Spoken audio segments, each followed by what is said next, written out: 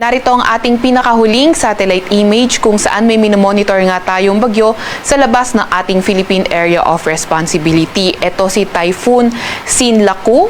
At kanina nga alas 3 na umaga, huli itong namataan sa layong 2,745 kilometers east ng northeastern Mindanao. Etong bagyo ngang ito ay nagtataglay ng lakas na hangin na 150 kilometers per hour malapit sa sentro at bugso na abot sa 185 kilometers per hour. Kumikilos sa direksyong hilaga ng mabagal. So itong bagyong ito ay hindi tinatanggal yung posibilidad ng pagpasok ng ating Philippine Area of Responsibility by late next week. So, kung ito ay pumasok ng ating Philippine Area of Responsibility, bibigyan natin ito ng local name na Kaloy.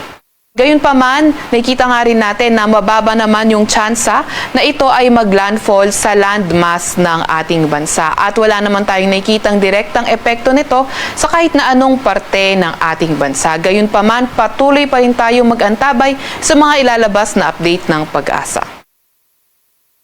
Sa kasalukuyan naman, ang ridge ng high pressure area ay nag-e-extend over northern Luzon. So kapag nag-e-extend yung ridge na high pressure area sa ating lugar ay mas bababa yung tsansa ng mga thunderstorm development. May kita nga rin natin sa ating latest satellite image na halos malinis at maaliwalas sa buong kapuluan ng ating bansa.